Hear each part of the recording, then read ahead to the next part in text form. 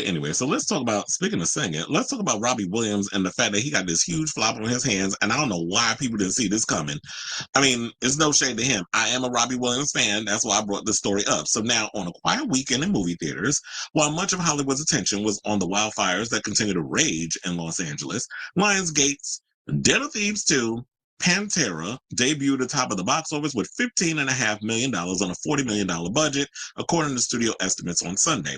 It also, entering wide release over the weekend was the Robbie Williams movie Better Man, one of the more audacious spins on the music biopic in recent years. Now, rather than going the more traditional route of Elton John with Rocket Man or Elvis Presley with Elvis, the British pop, or Bohemian Rhapsody, which I already know I hate that damn movie.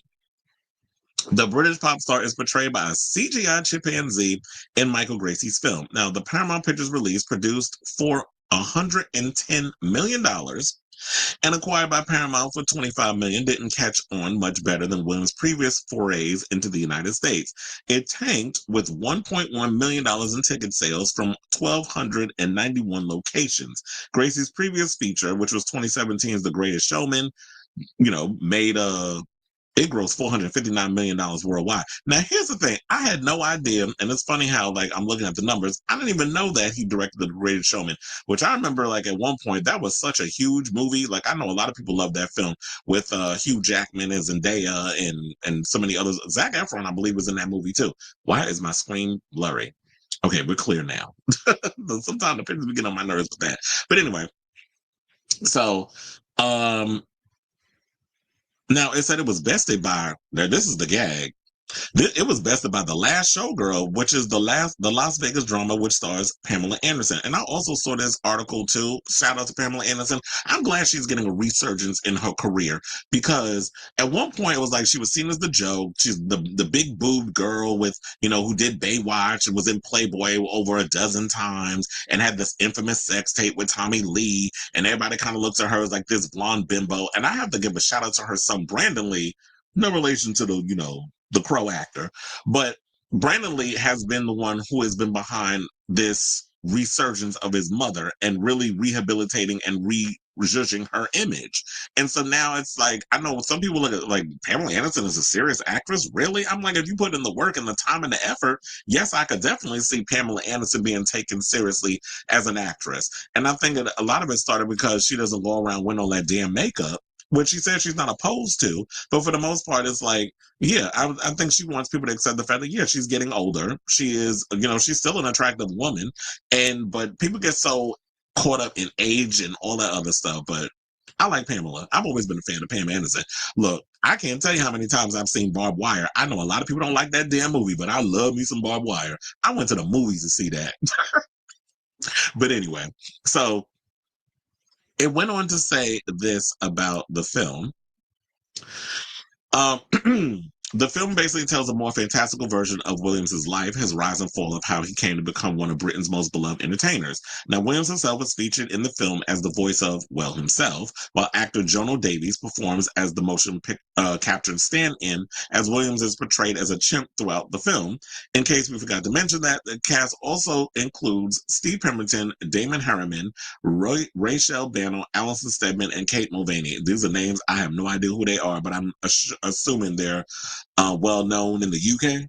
So now the question remains, is Better Man worth seeing? Now, from what I've heard, it is a good film. I haven't heard nothing bad about the film. I believe it scored a 87% positive rating on Rotten Tomatoes, and the audience members basically gave it a 94%. So everybody that I've heard that have seen this movie, critics or whatever, even YouTube pundits or whatever you want to call it, have said that this is a good movie. And I'm sure it's a good movie. Based off the trailer, it looks like a pretty good movie. I know some people say that the chimp looks a little janky.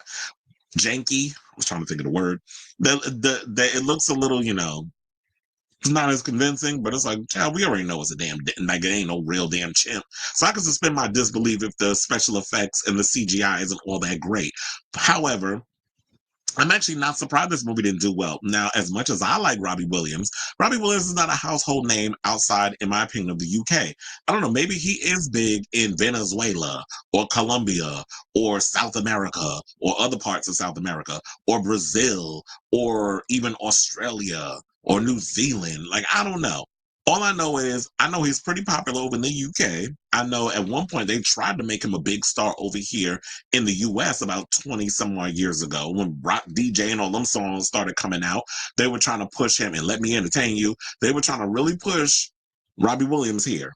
But I don't think a lot of people got his self-deprecating humor. I don't think people got like he was very cheeky with his personality, that he was not your typical pop star. Like they're very much a little more tongue-in-cheek over there. They don't take themselves too seriously. And I think at the time, if I really look back on it, I'm kind of glad he didn't become a big star here because I think he was under the influence of doing a lot of drugs and a lot of partying. He had that whole party boy lifestyle back then. And I feel like if he would have crossed over and made it big in the US, I don't think Robbie Williams would be here to tell his story, and we wouldn't probably be getting this movie. So while I understand that Robbie Williams would now, if it was in a documentary and it was on like Netflix or whatever, which he actually did have a docu-series on Netflix.